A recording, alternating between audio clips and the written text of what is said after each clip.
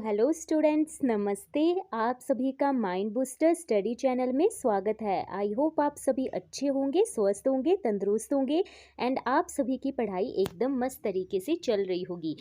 आज हम अपनी उड़ान सीरीज़ को आगे कंटिन्यू करेंगे। पिछले वाली वीडियो में हमने 745 क्वेश्चन डिस्कस कर लिए थे। आई होप आप सभी को वीडियो अच्छी लगी होगी एंड अगर आप सभी के कोई भी क्वायरी या डाउट हो क्वेश्चन से रिलेटेड तो आप सभी कमेंट सेक्शन में ज़रूर बताएं। तो इसी के साथ अपने समय का सदुपयोग करते हुए आज की वीडियो को आगे बढ़ाते हैं। आज का फर्स्ट क्वेश्चन है, हिमाचल प्रदेश की संस्कृति तथा परंपराओं के संदर्भ गयांग, वाक्यांग तथा व्यंग्यचु क्या है। यहाँ पर पूछा गया है कि जो 3 नाम दिए हुए हैं ये क्या चीज़ें हैं। तो इसमें फर्स्ट ऑप्शन दिया हुआ है नाटक एंड देन हस्तकला एंड देन त्योहार एंड देन नृत्य। इसका राइट आंसर रहेगा, बहुत ही इजी क्वेश्चन है, आप सभी को इसका आंसर पता ही होगा। तो यह है हमारे नृत्य। तो यह अब हम यहाँ पर बात करते हैं कि कौन सी डिस्ट्रिक्ट में ये वाले नृत्य परफॉर्म किए जाते हैं। तो ये परफॉर्म किए जाते हैं किन्नौर डिस्ट्रिक्ट में। कहाँ पर? किन्नौर डिस्ट्रिक्ट में ये वाली नृत्य हमारे परफॉर्म किए जाते हैं। इसमें अगर मैं बात करूँ, जो कयांग है यह हमारा एक सामूहिक नृत्य है। जो वाक्यांग है यह हमारा स्त्रियों के द्वारा जो है परफॉर्म किया जाता है एंड व्यंग्यचु है तो यह वाला हमारा पुरुषों के द्वारा परफॉर्म किया जाता है। मैं आप सभी को बता दूं, थोड़ी तबीयत ठीक नहीं है तो बीच बीच में आप सभी थोड़ा एडजस्ट कर लेना, ठीक है। अब हम इस क्वेश्चन से रिलेटेड अदर फैक्ट हम डिस्कस कर लेते हैं, जैसे कि किन्नौर डिस्ट्रिक्ट में अदर कौन कौन से लोक नृत्य जो है परफॉर्म किए जाते हैं। तो वहाँ का एक बहुत ही ज़्यादा फेमस लोक नृत्य है जिसको हमारा राक्षस नृत्य, मैं यहाँ पर लिख देती हूँ, राक्षस नृत्य या फिर छाम या फिर इसको कई कई जगह पर हमारा मुखौटा नृत्य के नाम से भी इसको लिखा जाता है। तो यह जो नृत्य है यह हमारा लामाओं के द्वारा जो है परफॉर्म किया जाता है। जो लामा होते हैं, जो गोम्पा में रहते हैं, उनके द्वारा जो है यह वाला नृत्य क्या किया जाता है, परफॉर्म किया जाता है। एंड इसको जो है हमारे एक और नाम से जाना जाता है, शैतान नृत्य के नाम से। किसके? शैतान नृत्य के नाम से भी इसको जाना जाता है, ठीक है। तो इसको शैतान नृत्य इसलिए कहा जाता है क्योंकि इसमें माना जाता है कि जो राक्षस होते हैं या फिर शैतान होते हैं, जो बुरी आत्माएं होती है, उनसे जो है फसलों की रक्षा के लिए जो है यह नृत्य जो है परफॉर्म किया जाता है, ठीक है। यहाँ तक समझ में आ गया। अगर मैं बात करूँ कि और कौन कौन से नृत्य हैं वहाँ के, तो एक तो हो गया हमारा राक्षस नृत्य या छाम या फिर शैतान नृत्य के नाम से भी, या फिर इसको मुखौटा नृत्य के नाम से भी इसको जाना जाता है क्योंकि इस वाले नृत्य को परफॉर्म करते हुए जो है मुखौटा जो है पहना जाता है, ठीक है। अगर मैं बात करूं और नृत्य कौन कौन से हैं जो वहाँ पर परफॉर्म किए जाते हैं किन्नौर में, तो एक है हमारा लावंग एंड नेक्स्ट है हमारा इसके बाद शेर नृत्य एंड देन हेकरी नृत्य एंड देन नागस नृत्य, ठीक है। ये सारे नृत्य हमारे किन्नौर डिस्ट्रिक्ट में परफॉर्म किए जाते हैं। अगर मैं अदर डिस्ट्रिक्ट की बात करूं यहाँ पर, ताकि आप सभी का रिवीजन भी हो जाए, जैसे कि चंबा डिस्ट्रिक्ट के नृत्य कौन कौन से हैं, तो वहाँ पर एक तो है डांगी लोक नृत्य जो बहुत ही फेमस है, जो बहुत बार हमने अपनी पिछले वाली वीडियो में डिस्कस किया है। तो जो डांगी जो लोक नृत्य है यह हमारा गद्दी जो महिलाएं होती है उनके द्वारा परफॉर्म किया जाता है। एंड नेक्स्ट है हमारा चंबा का डेपक नृत्य हो गया, झांझर हो गया, मोस्ट इंपॉर्टेंट है झांझर। एंड देन उसके बाद हो गया सेन नृत्य एंड देन कीकली नृत्य। ये सारे नृत्य हमारे चंबा डिस्ट्रिक्ट में परफॉर्म किए जाते हैं।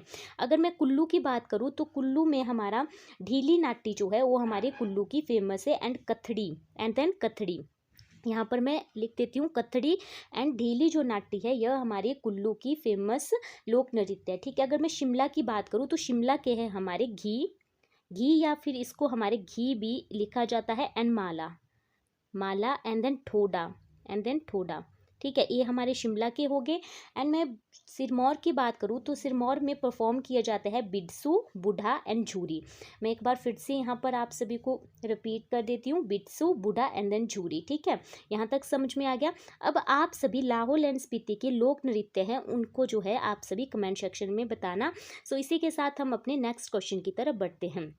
सो नेक्स्ट क्वेश्चन की तरफ बढ़ने से पहले मैं आप सभी को बता दूं कि जो भी स्टूडेंट हमारे चैनल पर नए हैं उनसे मेरी रिक्वेस्ट है कि हमारे चैनल को सब्सक्राइब कर ले एंड नीचे दिए हुए बेल आइकन को प्रेस कर ले ताकि हर एक वीडियो की नोटिफिकेशन आप तक पहुंच सके, ठीक है।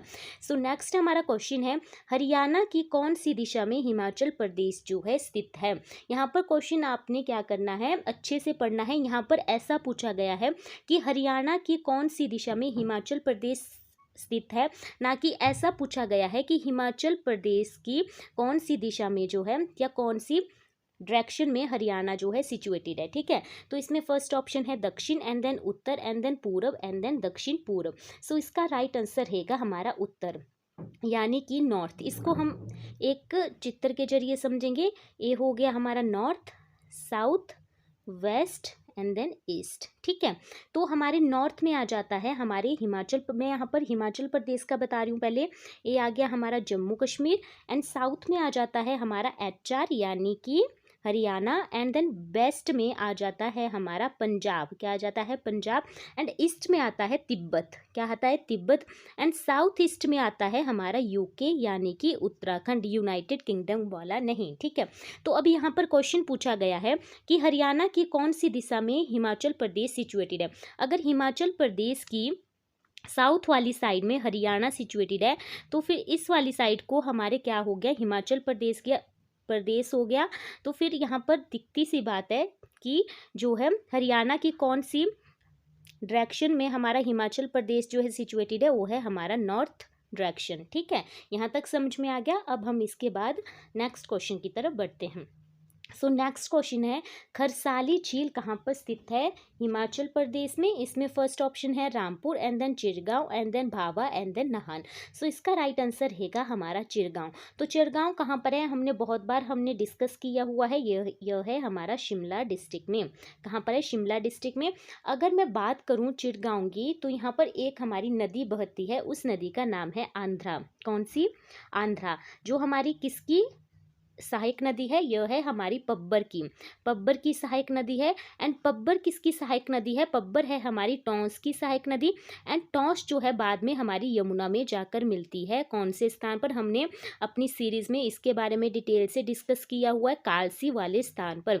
एंड पब्बर कौन से स्थान पर मिलती है हमारे टॉन्स में, यह मिलती है चक्राता पर्वत, चक्राता पर्वत के पास जो है यह हमारी टॉन्स में मिलती है पब्बर रिवर, ठीक है। इस वाली चीज़ को भी आप सभी नोट कर लेना। मेरे माइंड में अभी यह वाली चीज़ आई जब मैं आप सभी को पढ़ा रही थी। तो अगर हम बात करें शिमला की अदर लेक्स के बारे में, जैसे कि वहाँ पर एक सिचुएटेड है चंदर नहान। कौन सी, चंदर नहान।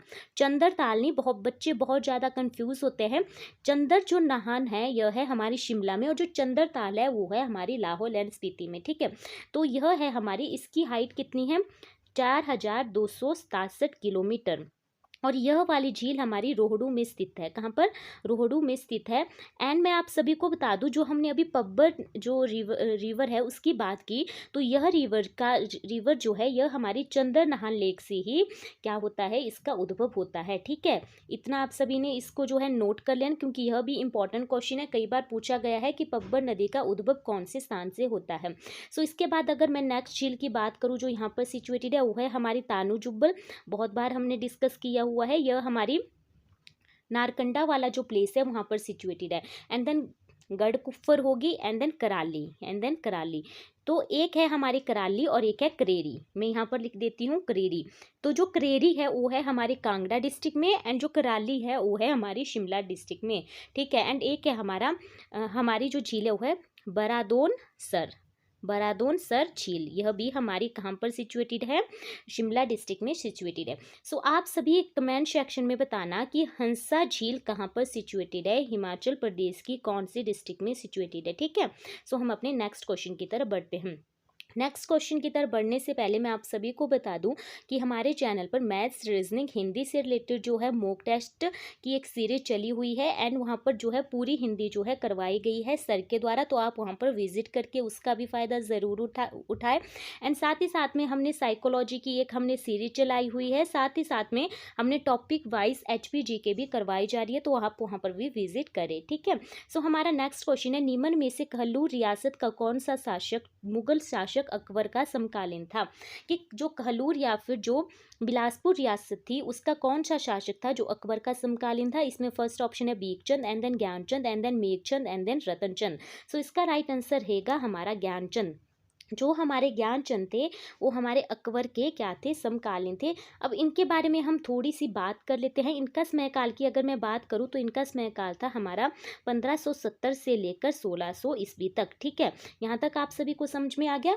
तो इनके समयकाल में कहलूर जो रियासत थी वो हमारी मुगलों के अधीन आ गई थी।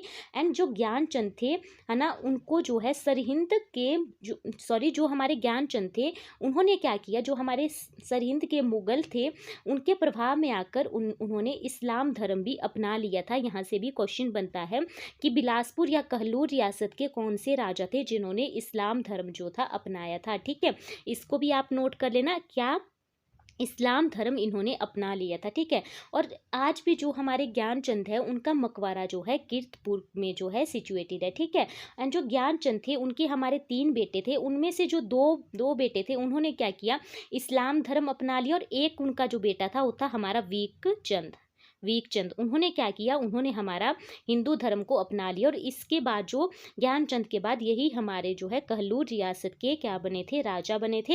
एंड इन्होंने ही जो है हमारी जो नैना देवी में जो कहलूर रियासत की राजधानी थी उसको इन्होंने सुनहानी के लिए ट्रांसफ़र किया था। एंड नैना देवी किसने बनाई थी, वीरचंद ने बनाई थी, जिन्होंने बिलासपुर रियासत या कहलूर रियासत की स्थापना की थी। ठीक है, तो इसी के साथ अगर मैं आप सभी को बताऊं कि चंबा का एक राजा था, उनका नाम था प्रताप सिंह वर्मन थे, वो थे हमारे अकबर के समकालीन थे। एंड कांगड़ा के राजा कौन कौन थे जो अकबर के समकालीन थे, वो थे हमारे जयचंद, विधिचंद एंड धर्मचंद। ठीक है, अब आप सभी कमेंट सेक्शन में बताना कि गुलेर रियासत का कौन सा राजा था जो हमारे अकबर का समकालीन था। ठीक है, सो इसके बाद हम आगे बढ़ते हैं। सो हमारा नेक्स्ट क्वेश्चन है 1618 में कांगड़ा दुर्ग पर अधिपत्य स्थापित करने जहांगीर द्वारा किसे भेजा गया था। इसमें फर्स्ट ऑप्शन है Surajmal, and then Mansingh, and then Jagat Singh, and then Shahjahan. So इसका राइट आंसर रहेगा हमारा जगत सिंह। आप सभी ने डेट भी यहाँ पर याद रखनी है कि 1618 ईस्वी में जगत सिंह को जो है भेजा था जहांगीर ने, कहाँ पर, कांगड़ा दुर्ग पर अधिपत्य स्थापित करने के लिए। तो इसको अब हम एक स्टोरी से समझेंगे कि 1613 ईस्वी में जो हमारे सूरजमल थे उनको वो जो थे हमारे नूरपुर जिसको जो है प्राचीन समय में धमेरी के नाम से जाना जाता था, उस वहाँ का राजा बनाया गया, किसको, सूरजमल को। ठीक है, और उन्होंने क्या किया कि धीरे धीरे उन्होंने कांगड़ा का जो क्षेत्र था उसके ऊपर कब्जा करना स्टार्ट कर दिया। एंड तब जो है जहांगीर ने यह देखा और उन्होंने क्या किया कि सुंदरदास राय यानी कि विक्रमजीत और सूरजमल के ही छोटे भाई थे, वो थे हमारे जगत सिंह, इनको जो है भेजा कि जो सूरजमल वहाँ पर कब्जा कर रहा है इसको क्या करो, रोको, या उसके जो विद्रोह थे उसको दबाने के लिए इन्होंने जगत सिंह और दूसरा जो व्यक्ति था उसका नाम भी आप याद रखना, सुंदरदास राय या फिर विक्रमजीत, भी इनका नाम कहीं कहीं पर मिलता है। ठीक है, यहाँ तक आप सभी को समझ में आ गया। फिर क्या किया, जो हमारे सूरजमल थे इन्होंने क्या किया कि माओ में एक किला है वहाँ पर छिप गए और फिर वहाँ से भाग गए वो चंबा। ठीक है, और जो सूरजमल थे उनको जो है 1619 ईस्वी में उनको पकड़ लिया गया और उनको जो है मृत्यु दंड दिया गया। उसके बाद जो है जहांगीर ने क्या किया कि जो जगत सिंह थे इनको बना दिया नूरपुर का राजा। क्या बना दिया, नूरपुर, यानी कि धमेरी का राजा जो है, उस टाइम जो है नूरपुर को हमारे धमेरी के नाम से जाना जाता था, वहाँ का राजा बना दिया, किसको, जगत सिंह को। कितने में बनाया इनको, 1622 ईस्वी में। ठीक है, यहाँ तक आप सभी को समझ में आया, सॉरी 1622 ईस्वी में नहीं, 1619 ईस्वी में। एंड जो 1622 ईस्वी में क्या हुआ कि जो जहांगीर थे वो अपनी पत्नी यानी कि नूरजहां के साथ जो है धमेरी में आए। ठीक है, तब वहाँ के राजा कौन थे, ये वाला क्वेश्चन भी बनता है, तो वहाँ के राजा थे हमारे जगत सिंह। ठीक है, तो फिर उनके जो सम्मान में राजा जगत सिंह ने क्या किया कि जो धमेरी थी उसका नाम चेंज कर दिया, क्या नाम रख दिया, नूरपुर रख दिया। ठीक है, नूरपुर उसका नाम रख दिया, किसका, धमेरी का नाम नूरपुर रख दिया। ठीक है, यहाँ तक आप सभी को समझ में आ गया। सो इसी के साथ अब हम अपने नेक्स्ट क्वेश्चन की तरफ बढ़ते हैं। सो हमारा नेक्स्ट क्वेश्चन है यहाँ पर, अर्की शहर की स्थापना किसने की थी। मैं आप सभी को एक बात बता दूं कि अगर पीछे से कोई भी आवाज़ आती है तो आप उसको इग्नोर करना, उसके लिए मैं आप सभी से माफ़ी मांगना चाहती हूँ। ठीक है, तो क्योंकि यहाँ पर थोड़ा सा शोर होता है तो उसके लिए मैं आप सभी से माफ़ी मांगना चाहती हूँ, तो उसको आप क्या करना, इग्नोर करना एंड आप सभी एडजस्ट कर लेना, ठीक है। सो हमारा नेक्स्ट क्वेश्चन है, अर्की शहर की स्थापना किसने की थी? इसमें फर्स्ट ऑप्शन है Sabhachand and then Karamchand and then Bhakti Thapa and then Ajay Dev. So इसका राइट आंसर रहेगा हमारा सभाचंद के द्वारा अर्की शहर की स्थापना की गई थी। एंड जो राणा सभाचंद थे उन्होंने 1643 ईस्वी में अर्की को भागल जो हमारी रियासत थी उसकी राजधानी बनाया था। तो यहाँ से क्वेश्चन ऐसे भी बनता है कि भागल जो रियासत थी उसकी राजधानी कौन थी? तो थी हमारी अर्की। एंड किसने बनाया था? राणा सभाचंद ने बनाया था। एंड कितने में बनाया था? 1643 ईस्वी में बनाया था। अगर मैं भागल रियासत की स्थापना किसने की थी, बहुत बार हमने डिस्कस किया है, अजय देव ने की थी। एंड अगर मैं अब हम यहाँ पर आते हैं अर्की की तरफ, ठीक है। तो अर्की में एक महल का निर्माण करवाया था, अर्की महल का निर्माण तो वह करवाया था हमारा पृथ्वी सिंह के द्वारा 1695 ईस्वी से 1700 के बीच में, ठीक है। किसने करवाया था? राजा पृथ्वी सिंह ने करवाया था। एंड 1806 ईस्वी में गोरखाओं ने महल पर कब्जा कर लिया। जो हमारा अर्की का महल था उस पर जो है गोरखाओं ने क्या कर लिया? कब्जा कर लिया। और अर्की को जो है अपना मुख्यालय बना लिया। जो हमारे गोरखा थे उन्होंने क्या किया कि जो अर्की जो शहर था या फिर जो महल था उसको क्या कर लिया? अपना मुख्यालय बना लिया। एंड तब जो है अर्की या जो हमारे भागल जो रियासत थी उसके राजा थे हमारे राजा जगत सिंह। तो यहाँ से क्वेश्चन ऐसे भी बनता है कि कौन वहाँ के राजा थे जब वहाँ पर अर्की पर जो है गोरखाओं ने आक्रमण किया था या उसको जो है अपना मुख्यालय बना लिया था? तो वो थे हमारे जगत सिंह। कौन थे? जगत सिंह थे, ठीक है। यहाँ तक समझ में आ गया। एंड उन्होंने जो है जो हमारे जगत सिंह थे वहाँ से चले गए, क्योंकि वहाँ पर जो है हमारे जो गोरखा थे उन्होंने अपना आधिपत्य जो है स्थापित कर लिया, ठीक है। तो जो हमारे जगत सिंह थे उन्होंने 7 साल तक जो है वो हमारे नालागढ़ रियासत में रहे। एंड बाद में हमारे 1815 ईस्वी में, कितने में? 1815 ईस्वी में ब्रिटिश सरकार ने गोरखाओं का यहाँ से नियंत्रण हटाया था, ठीक है। यहाँ तक समझ में आ गया। अब हम अपने नेक्स्ट क्वेश्चन की तरफ बढ़ते हैं। आई होप आप सभी को वीडियो अच्छी लग रही होगी। अगर आप सभी को वीडियो अच्छी लग रही होगी तो लाइक शेयर एंड कमेंट करना ना भूलें। एंड साथ ही साथ में चैनल को सब्सक्राइब करना भी ना भूलें। सो हमारा नेक्स्ट क्वेश्चन है, किन्नर किस प्रकार की जनजाति है? इसमें फर्स्ट ऑप्शन है भेड़ पालक जनजाति, शिकारी जनजाति, घुमंतू जनजाति, इनमें से कोई भी नहीं। सो इसका राइट आंसर रहेगा हमारा भेड़ पालक जनजाति या फिर पशुपालक भी यहाँ पर कहीं कहीं पर मिलता है। पशुपालक या फिर भेड़ पालक जो है हमारी किन्नर एक प्रकार की जनजाति है। अगर अब हम बात करें कि किन्नर कहाँ पर रहते हैं, ये रहते हैं हमारे किन्नौर में। कहाँ पर? किन्नौर में, ठीक है। अब हम यहाँ पर बात करते हैं थोड़ी सी किन्नौर के बारे में, कि जो किन्नौर के जो हमारे लोग हैं वहाँ पर हमारे बौद्ध और हिंदू धर्म जो है दोनों को मानते हैं। एंड तिब्बत में किन्नौर को खुन्नू कहते हैं। एंड लेह में किन्नौर को मो कहते हैं, माओ या फिर मो कहते हैं। जो हमारे तिब्बत में क्या कहते हैं किन्नौर को? खुन्नू। मैं यहाँ पर लिख देती हूँ खुन्नू। एंड देन तिब्बत में कहते हैं इनको मो। क्या? मो, ठीक है। माओ, ठीक है। इसको आप सभी नोट कर लेना। एंड किन्नौर में हमारी बहुपति प्रथा जो है प्रचलित है। एंड वहाँ के विवाह के प्रकार है जो बहुत बार पूछे जाते हैं। जो हमारा प्रेम विवाह या जो लव मैरिज का टाइप है वो है हमारा दमचलसिस एक हमारा लव मैरिज का टाइप है। एंड देन जबरन जो हमारी शादी करवाई जाती है उसको बोला जाता है वहाँ पर दरोश या फिर डुबडुब, ठीक है। इसको भी आप सभी नोट कर लेना। एंड सामान्य जो वहाँ का विवाह होता है उससे बोलते हैं जनेटांग। क्या बोलते हैं? जनेटांग। इनके नाम जो है कई बार पूछ लिए जाते हैं कि क्या चीज़ है ये, तो इनको आप सभी नोट कर लेना। एंड वहाँ के जो त्यौहार है वो है, एक तो हमारा लोसर हो गया, फागली हो गया, फुलेच हो गया, जिसको उखियांग भी कहा जाता है, फूलों का त्यौहार भी उसको कहा जाता है। जो मृत्यु संस्कार है उसको बोला जाता है वहाँ पर डुबंत। क्या बोला जाता है? डुबंत या फिर फुकंत बोला जाता है मृत्यु संस्कार को। सो इसी के साथ आप सभी किन्नौर डिस्ट्रिक्ट के जो है लोक नृत्य है उनको आप सभी कमेंट सेक्शन में बता देना, ठीक है। सो हमारा नेक्स्ट क्वेश्चन है, किस वर्ष आयुर्वेदिक कॉलेज पपरोला स्थापित किया गया था? इसमें फर्स्ट ऑप्शन है 1977, 1978, 1980, 1982। सो इसका राइट आंसर रहेगा हमारा 1978 में आयुर्वेदिक कॉलेज पपरोला, जो हमारे कहाँ पर है? कांगड़ा डिस्ट्रिक्ट के पालमपुर में सिचुएटेड है, ठीक है। उसकी स्थापना की गई थी। एंड इसको जो है हमारे राजीव गांधी आयुर्वेदिक महाविद्यालय के नाम से भी जाना जाता है। अगर मैं आप सभी को यहाँ पर बताऊं, आयुर्वेद से मेरे को यहाँ पर याद आया कि हिमाचल प्रदेश में 4 हर्बल गार्डन हैं। कितने हैं? 4 हर्बल गार्डन हैं। कई बार एग्जाम में पूछ लिए जाते हैं। तो कौन कौन से हैं? एक तो है हमारे मंडी डिस्ट्रिक्ट के जोगिंदर नगर में है मंडी डिस्ट्रिक्ट के। एंड हमीरपुर डिस्ट्रिक्ट के नेरी में है। हमीरपुर डिस्ट्रिक्ट के नेरी में है। एंड बिलासपुर डिस्ट्रिक्ट के जंगल थलेरा में है, जंगल थलेरा में है। एंड एक है हमारी शिमला डिस्ट्रिक्ट के घुमरेरा जो कहाँ पर है, यह है हमारा रोहड़ू में। कहाँ पर? रोहड़ू में। ठीक है, आप सभी को यहाँ तक समझ में आ गया होगा। सो हम अपने नेक्स्ट क्वेश्चन की तरफ बढ़ते हैं। हमारा नेक्स्ट क्वेश्चन है धौलाधार और पीर पंजाल पर्वत श्रेणियां हैं जो पाई जाती है।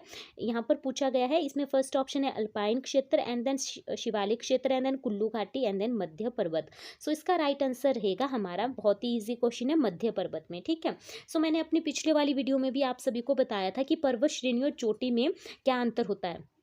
पर्वत श्रेणी होती है ए, जो हमारी श्रृंखला होती है ये होती है हमारी पर्वत श्रेणी, और जिस उसके ऊपर जो छोटी छोटी होती है इनको बोलते हैं चोटी, और ये होती है हमारी पर्वत श्रेणी। ठीक है, अब हम यहाँ पर बात करें, अगर यहाँ पर क्या पूछा गया था कि धौलाधार और जो पीर पंजाल पर्वत श्रृंखला या फिर जो श्रेणियाँ हैं वो कौन सी उसमें आती है, तो इसमें हमारा फर्स्ट ऑप्शन है, इसका आंसर रहेगा हमारा मध्य पर्वत, यानी कि मिड हिमालय के अंतर्गत आती है। अगर अब हम यहाँ पर बात करें कि जो हमारी धौलाधार है, ठीक है, जो धौलाधार है इसको हमारा मोलक पर्वत या फिर इसको सफ़ेद मुकुट के नाम से भी इसको जाना जाता है। ठीक है, एंड यह जो है मेनली हमारे कांगड़ा में पाई जाती है। अगर मेनली आपसे पूछा जाए तो कांगड़ा में, वैसे ही हमारी 5 डिस्ट्रिक्ट यानी कि उसको कवर करती है। हमारा चंबा हो गया, एंड देन मंडी हो गया, एंड देन कुल्लू हो गया, and then Shimla, and Sirmaur. ठीक है, इन सारी डिस्ट्रिक्ट में इसका जो है पार्ट जो है पाया जाता है। ठीक है, अगर मैं अभी यहाँ पर बात करूँ, यहाँ पर पीर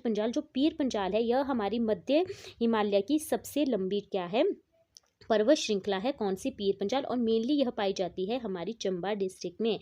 कहाँ पर? चंबा डिस्ट्रिक्ट में यह हमारी मेनली पाई जाती है। आप सभी को यहाँ तक पता लग गया। अगर मैं यहाँ इसकी हाइट करूँ, मध्य जो पर्वत जो क्षेत्र होते हैं इनकी हाइट होती है 1500 मीटर से लेकर 4500 मीटर तक। ठीक है, अगर मैं शिवालिक की यहाँ पर बात करूँ तो शिवालिक आते हैं हमारे लोअर या फिर लघु हिमालय के अंतर्गत। ठीक है, तो शिवालिक का हमारा एक नाम हमारा मेनाक पर्वत है। मेनाक पर्वत के नाम से इसको हमारे जाना जाता है। शिवालिक का अर्थ होता है शिव की अलकाएं, यानी कि शिव की जटाएं। अगर शिवालिक की जो हाइट की अगर मैं बात करूँ तो 350 से लेकर 1500 मीटर तक। ठीक है, माफ़ करना, थोड़ी यहाँ पर लिखने में प्रॉब्लम हो रही है। एंड जो हमारे अल्पाइन जो क्षेत्र है यह आते हैं हमारे वृद्ध हिमालय में। कहाँ पर? आउटर जो हमारे हिमालय है वहाँ पर आते हैं हमारे अल्पाइन वाले क्षेत्र। ठीक है, एंड इनकी हाइट होती है हमारी 4500 से अबव। ठीक है, सो इसी के साथ हम अपने नेक्स्ट क्वेश्चन की तरफ बढ़ते हैं। आई होप आप सभी को समझ में आ गया होगा।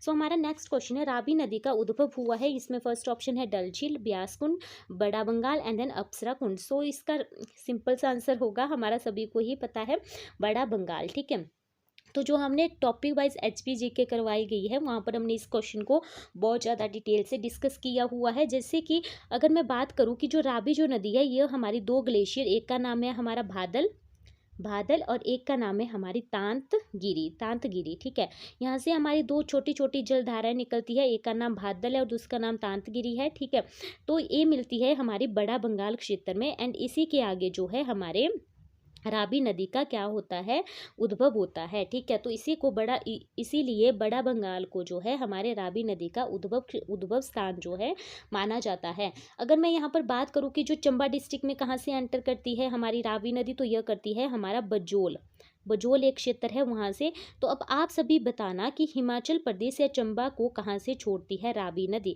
नदी के बारे में हमने अपनी पिछले वाली वीडियो में भी डिटेल से डिस्कस किया हुआ है, तो आप वहाँ पर विजिट करके इसके बारे में जानकारी प्राप्त कर सकते हैं।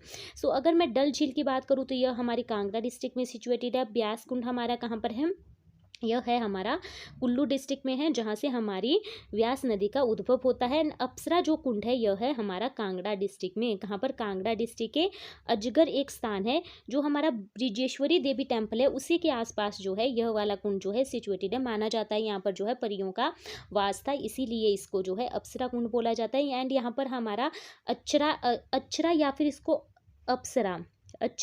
इसको अप्सरा मंदिर भी है यहाँ पर। ठीक है, अप्सरा कुंड के पास। यहाँ तक आप सभी को समझ में आ गया। अब हम अपने नेक्स्ट क्वेश्चन की तरफ बढ़ते हैं। नेक्स्ट क्वेश्चन है, अहमद शाह दुर्गानी द्वारा किसे पंजाब का राज्यपाल नियुक्त किया गया था। इसमें फर्स्ट ऑप्शन है घमंडचंद, हमीरचंद, अभयचंद एंड गंभीरचंद। सो इसका राइट आंसर रहेगा हमारा घमंडचंद को। इनका नाम आप सभी नोट कर लेना, अहमद शाह दुर्रानी का। एंड किसको किसको किया था इन्होंने, पंजाब या फिर यहाँ पर जालंधर भी कई बार लिखा हुआ होता है, तो आप इसको भी नोट कर लेना, ठीक है। पंजाब या फिर जालंधर का राज्यपाल नियुक्त किया गया था घमंडचंद को, किसके द्वारा, अहमद शाह दुर्रानी के द्वारा। एंड कब किया गया था, यह किया गया था हमारा 1759 ईस्वी में, 1759 ईस्वी में। एंड मैं अगर इनके समयकाल की बात करूं घमंडचंद के, तो इनका था हमारा 1751 से लेकर 1774 ईस्वी तक इनका हमारा समयकाल रहा है। एंड इन्होंने हमारे 1761 ईस्वी में 1761 ईस्वी में इन्होंने सुजानपुर शहर की नींव रखी थी हमीरपुर में। किन्होंने, घमंडचंद ने 1761 ईस्वी में सुजानपुर शहर की नींव रखी थी, जो कहाँ पर है, हमीरपुर में है, ठीक है। अगर मैं हमीरचंद की बात करूं तो इन्होंने हमीरपुर शहर की नींव रखी थी। एंड जो अभयचंद थे, इन्होंने सुजानपुर टीहरा की स्थापना की थी हमारी 1748 ईस्वी में। सुजानपुर शहर की किसने की थी, हमारी 1761 ईस्वी में, यह की थी घमंडचंद के द्वारा। अभयचंद के द्वारा की गई थी हमारी सुजानपुर टीहरा की, कितने में, 1748 ईस्वी में, ठीक है। आई होप आप सभी को समझ में आ गया होगा। सो हम अपने नेक्स्ट क्वेश्चन की तरफ बढ़ते हैं। नेक्स्ट क्वेश्चन है, पंजाब की राजधानी शिमला से चंडीगढ़ कब स्थानांतरित की गई थी। हमने बहुत बार यह क्वेश्चन डिस्कस किया हुआ है। इसमें फर्स्ट ऑप्शन है 1953, 1963, 1966 और 1971। सो इसका राइट आंसर रहेगा हमारा 1953 में पंजाब की जो राजधानी पहले हमारे शिमला में थी एंड बाद में हमारे चंडीगढ़ को ट्रांसफ़र कर दी गई थी। एंड कब बनी थी हमारी पंजाब जो है शिमला की राजधानी, तो यह बनी थी हमारी 1947 से 1953 तक जो है शिमला हमारी पंजाब की राजधानी रही थी, ठीक है। यहाँ तक समझ में आ गया आप सभी को। अगर मैं आप सभी से यहाँ पर बात करूँ कि जो शिमला थी यह हमारे भारत की राजधानी भी रही है, कितने से कितने तक, यह बनी थी हमारी 1864 से लेकर 1953 तक जो है शिमला जो है हमारी भारत की राजधानी या फिर ग्रीष्मकालीन राजधानी भी रही थी। एंड इसकी घोषणा जो है हमारी सर जॉन लॉरेंस के द्वारा की गई थी। एंड हिमाचल प्रदेश की राजधानी कब बनी, यह बनी थी 1971 में, ठीक है। यहाँ तक समझ में आ गया। अब हम अपने नेक्स्ट क्वेश्चन की तरफ बढ़ते हैं। नेक्स्ट क्वेश्चन है, सौरभ वन बिहार कहाँ स्थित है। इसमें फर्स्ट ऑप्शन है धनेता, मनाली, कुनिहार, पालमपुर। सो इसका राइट आंसर रहेगा पालमपुर में। जो हमारा सौरभ वन बिहार है, यह है हमारे पालमपुर में एंड कांगड़ा डिस्ट्रिक्ट में सिचुएटेड है। एंड यह हमारा न्यूगल जो खड्ड है उसके किनारे सिचुएटेड है। एंड यह जो वन बिहार है, बहादुर वीर जो हमारे सैनिक सौरभ कालिया के सम्मान में बनाया गया था, जो कारगिल के युद्ध में शहीद हो गए थे, ठीक है। एंड अगर मैं पालमपुर की बात करूँ तो वहाँ पर CSIR यानी कि council of scientific and industrial research है, वो भी हमारी पालमपुर में ही सिचुएटेड है। एंड वहाँ पर हमारे हिमाचल प्रदेश कृषि विश्वविद्यालय या इसको जो है चौधरी श्रवण कुमार कृषि विश्वविद्यालय के नाम से भी जाना जाता है, वो भी यहाँ पर ही सिचुएटेड है। कहाँ पर, पालमपुर में सिचुएटेड है। इसके जो प्रथम कुलपति थे होते हमारे डॉक्टर HR कालिया, ठीक है, यानी कि हेतराम कालिया जो थे इसके हमारे फर्स्ट कुलपति थे, किसके, हिमाचल प्रदेश कृषि विश्वविद्यालय या फिर चौधरी श्रवण कुमार विश्वविद्यालय के, ठीक है।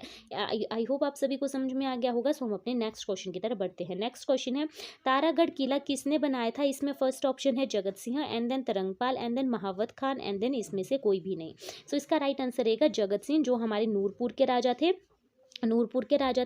उन्होंने क्या किया था कि हमारे जो तारागढ़ किला था इसका निर्माण करवाया था। एंड यह जो किला है यह है हमारे चंबा के जो भटियात जो क्षेत्र है वहाँ पर सिचुएटेड है। चंबा के भटियात क्षेत्र में सिचुएटेड है तारागढ़ किला। एंड किसने बनाया था, जगत सिंह ने बनाया था, जो हमारे नूरपुर के राजा थे। एंड माना जाता है कि इस वाले किले के नीचे इन्होंने तारा नामक एक हमारे भेड़ पालक थे, उनको दफनाया गया था, इसलिए इसका नाम तारागढ़ किला पड़ा था, ठीक है। आई होप आप सभी को समझ में आ गया होगा। सो हम अपने नेक्स्ट क्वेश्चन की तरफ बढ़ते हैं। नेक्स्ट हमारा क्वेश्चन है, next and last question, last but not list. तो इसमें पूछा गया है 765 ईस्वी में सुकेत राज्य की स्थापना या रियासत की स्थापना किसने की थी। यह वाला क्वेश्चन रहा आप सभी के लिए होमवर्क के तौर पर। इसका आंसर आप सभी क्या करना, कमेंट सेक्शन में बताना। एंड मेरी आप सभी से रिक्वेस्ट है कि जो भी मैं आप सभी को होमवर्क के लिए क्वेश्चन देती हूँ तो उसका आंसर प्लीज़ आप सभी कमेंट सेक्शन में बताया करना, ताकि हमें भी आप सभी की फीडबैक मिलती रहे, ठीक है। सो इसी के साथ अपनी वीडियो का हम अंत करते हैं। तो मिलते हैं आप सभी से नेक्स्ट वीडियो में, तब तक अपना ध्यान रखना। एंड अगर आप सभी को वीडियो अच्छी लगेगी तो लाइक शेयर एंड कमेंट करना ना भूलें, साथ ही साथ में चैनल को सब्सक्राइब करना भी ना भूलें। So thank you for watching. मिलते हैं आप सभी से नेक्स्ट वीडियो में, तब तक अपना ध्यान रखना। धन्यवाद।